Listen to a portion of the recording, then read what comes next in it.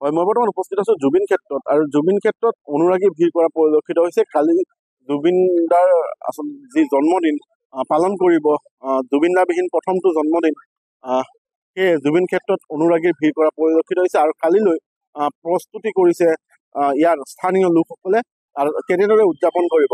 বৰ্তমান আমি জুবিন ক্ষেত্ৰৰ পৰিৱেশ দেখুৱাইছো।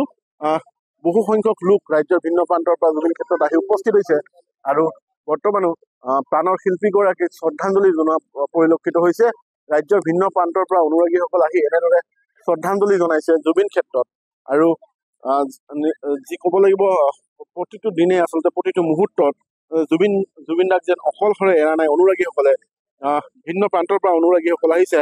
আপোনাৰ সৈতে কথা পাতিছো, ক'ৰ পৰা আহিছে? জুবিন দাবিহীন কাইলৈ প্ৰথমটো জন্মদিন, এই মুহূৰ্তত জুবিন ক্ষেত্ৰত উপস্থিত হৈছে, কি ক'ব? বহুত বেয়া লাগিছে, মানে কি ক'ম আৰু, ভাষা নাই ক'ব কাৰণে। এতিয়া কিবা এটা মানে এনেকুৱা লাগিছে জীৱনৰ পৰা কিবা এটা বহুত মূল্যৱান বস্তু নোহোৱা হৈ গৈছে। বহুত বেয়া লাগিছে আহি। মই হাতীগাঁৱৰ পৰা আহিছো, বহুত বেয়া লাগি আছে, কিন্তু ভাষা নাই আৰু ক'ব কাৰণে। নিশ্চয়কৈ ক'বলৈ ভাষা নাই আচলতে। জুবিন দাবিহীন প্ৰথমটো জন্মদিন, কালি 53 বছৰত ভৰি দিলে হয় জুবিন দাই আৰু সেই দিনটো আচলতে এনেদৰে জুবিন ক্ষেত্ৰত যি অনুৰাগীসকল আজি উপস্থিত হৈছে, কালিলৈও তেওঁলোকে কেনেদৰে আয়োজন কৰিছে তেওঁলোকৰ সৈতে কথা পাতিম। স্থানীয় লোকসকল আছে। কাইলৈ জুবিন দাৰ জন্মদিন, কিবা বিশেষ আয়োজন কৰিছে বা জুবিন দাবিহীন প্ৰথমটো জন্মদিন, কি ক'ব এই মুহূৰ্তত? এক নম্বৰ কথা হ'ল, আমি জুবিন দাক জীয়াই ৰাখিব বিচাৰিছোঁ। আমাৰ অন্তৰ সদায় জুবিন দাক জীয়াই থাকিব। জুবিনৰ মৃত্যুবাৰ্ষিক কোনোদিন পতা নাযাব, জুবিনৰ সদায় জন্মবাৰ্ষিকহে পতা যাব।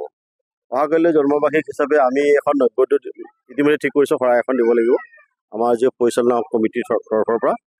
তাৰ উপৰিও জুবিন দাৰ নামত আমি প্ৰায় 1000টা ওপৰলৈ আকাশবন্তি জ্বলোৱাৰ ব্যৱস্থা কৰিছোঁ আৰু জুবিন দাৰ হৈ আমি অহাকালিলৈ ব্লাড ডনেশ্যনৰ, যে বিনামূলীয়াকৈ ব্লাড ডনেশ্যন যিসকলে ৰাইজে দিব, যিসকল সদায় ৰাইজে আহিব, তেওঁলোকে জুবিন ক্ষেত্ৰৰ লগতে যিটো আমাৰ নীলা টিঙৰ এটা বিল্ডিং আছে, আপোনালোকে নিশ্চয় দেখা পাইছে, তাত ৰাতিপুৱা 9টা বজাৰ পৰা গধূলি 6টামান বজালৈকে ব্লাড ডনেশ্যনৰ ব্যৱস্থা থাকিব।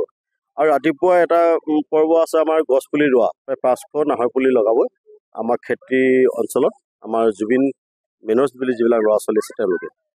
আৰু সাংস্কৃতিক অনুষ্ঠান, গধূলি সাংস্কৃতিক অনুষ্ঠান আছে, ভাওনা আছে। গধূলি 5টা বজাৰ পৰা ভাওনা দেখিবলৈ পাব আপোনালোকে।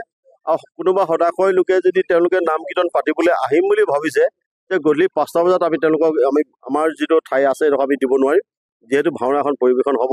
আৰু তেওঁলোকে যদি আহেও কোনোবা অজানিতে, তেওঁলোকে অন্য জেগাত নিজে ব্যৱস্থা কৰি ল'ব লাগিব। তাৰ উপৰিও 8টা বজাৰ লগে লগে সাংস্কৃতিক সন্ধিয়া অনুষ্ঠান আছে। সাংস্কৃতিক অনুষ্ঠান চলিব ইতিমধ্যে। ৰাতি প্ৰায় আমি 10টা বুলি কৈছোঁ, 10টা 11টালৈকে সাংস্কৃতিক অনুষ্ঠান চলিব। বাকীখিনিয়ে পৰ্যায়ৰ সামৰণি মাৰিম।